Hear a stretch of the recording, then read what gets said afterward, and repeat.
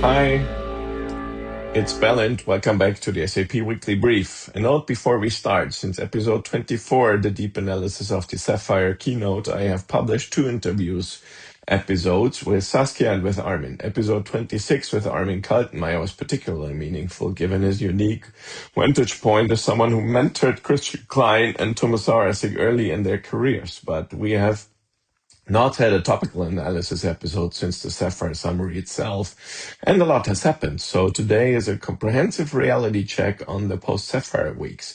The share price reaction, the analyst response, what competitors are doing, where the big 4 stand, and the unresolved API issue that still defines where SAP needs to move. Let's get into it. Section 1, the Sapphire aftermath. Let's start with the share price. Sapphire ended on May 13.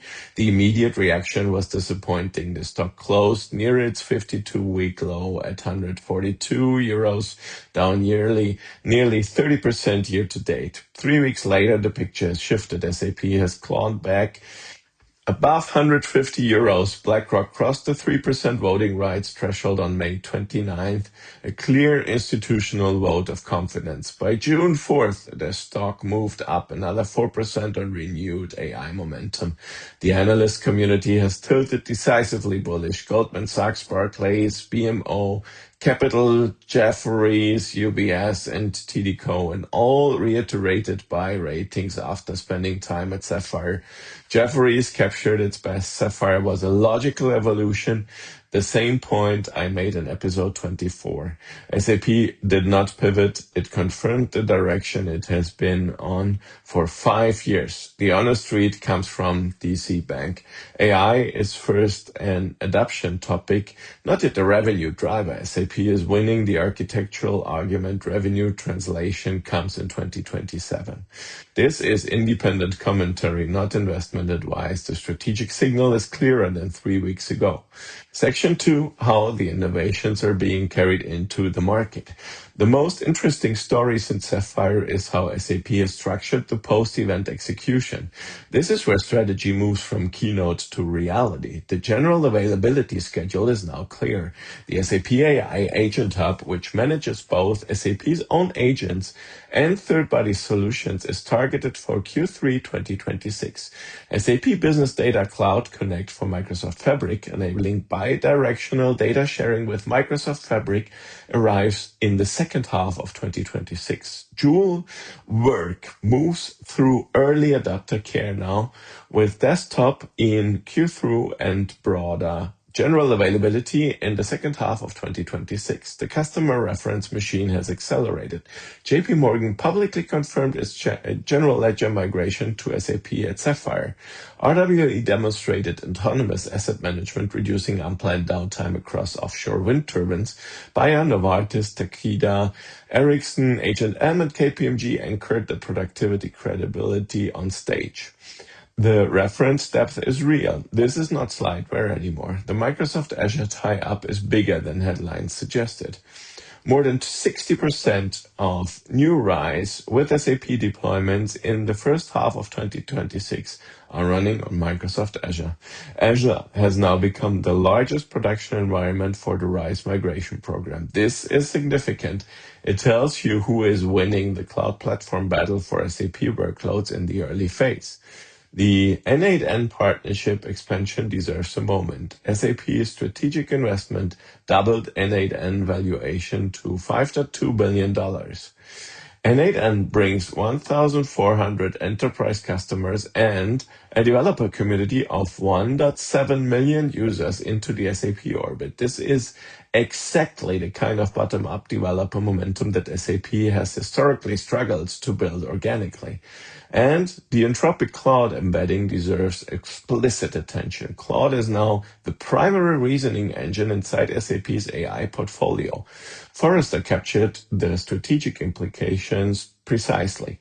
Claude as an anchor creates ecosystem bifurcation where Microsoft OpenAI and SAP Anthropic becomes the 2 dominant alignments, leaving Salesforce, Workday, and Oracle as multimodal neutral. That is the structural realignment of the enterprise AI stack. SAP made a bet, the market has noticed. Section 3, competitor reactions to the autonomous enterprise. Everest Group put the competitive picture in clear terms. Vendors, including Salesforce, Microsoft, ServiceNow, and Oracle, are all increasingly framing their platforms as orchestration layers for AI-enabled work rather than only as transactional systems. The competitive battleground has shifted decisively from application functionality to workflow orchestration, intelligence, and interplatform operability. This validates what I argued in episode 22. The race is no longer about who has the best ERP, CRM, or HCM. It is about who controls the agent layer that orchestrates work across all of them. Microsoft made the most decisive move. The launch of Agent 365 in May positions Microsoft as the universal governance layer for agents. The same play ServiceNow announced at Knowledge 2026. Now, SAP has answered with its AI Agent Hub, also positioned as governance for SAP and non-SAP agents.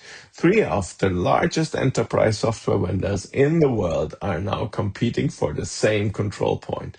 Constellation research analyst Holger Müller framed it sharply.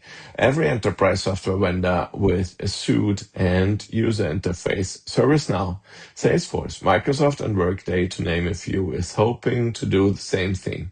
Even hyperscalers like AWS are in the game. This is now a heavyweight battle, not a niche opportunity. The most striking competitive contrast comes from TechSign. SAP blocks external AI agents. Salesforce and ServiceNow don't. That sentence captures the structural risk of SAP's current positioning, which we will go into section 5. ServiceNow and Salesforce are exploiting this exact gap. Both are publicly positioning themselves as open, neutral, vendor-agnostic governance layers. SAP needs to neutralize this narrative quickly, or the API perception becomes the competitive vulnerability that defines the next 12 months. Section 4, Big Four and major partner reactions. The Big Four positioning around SAP has crystallized significantly since Sapphire. The 2026 SAP Partner Award announcements gives us a clear public scorecard. Accenture dominates the technical execution categories, winning SAP BTP extensibility with SAP Build and Clean Core, SAP Business Data Cloud Services and Managed Service public top performance, combined with the publicly disclosed 57,000 hours saved through internal SAP Business AI adoption. Accenture is unambiguously the leading technical SAP partner globally right now. Deloitte won SAP Business AI Partner Innovation in the AI Cloud Application category, plus Sustainability and Human Capital Management Sales Excellence. Deloitte is positioning itself strongly in the application of AI categories. EI won SAP Business AI Customer Adoption. This is the most strategically important category for our context. It signals that EY is being formally recognized by SAP as the partner who actually drives customer adoption for SAP Business AI, not just sells it, not just builds it, but gets it adopted at scale. That is the discipline that matters most in the current market environment. PwC took SAP Business Suite Process, Finance Transformation and Supply Chain Management Sales Excellence. Consistent with their strong process and functional positioning, KPMG received the Rising Star Award, signaling momentum, but not yet the depth of the other Big Four firms in the SAP ecosystem. Forrester's Post-Sapphire blog is the must-read analyst piece. Their analysis is balanced. The autonomous enterprise is credible, but it comes with concentration risk. The vision is credible. The execution is partial. Most of the 224 agents and 51 assistants sit in mixed general availability, early adopter, and preview status. That is the honest assessment. Sapphire was a vision keynote with significant execution still to come. SAP has 12 to 24 months to deliver, or the credibility window closes. Now, section 5, the API issue. Clients' reassurance, the policy text unchanged. Now to the topic that has not gone away and that I have been calling out since episode 22, the API policy.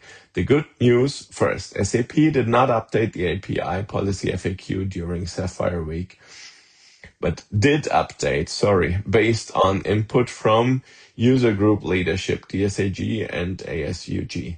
The Diginomica interview with SAP CTO Philipp Herzig at the end of Sapphire suggests DSAG now finds the FAQ acceptable, with the explicit caveat that further clarification will be needed for individual customer situations.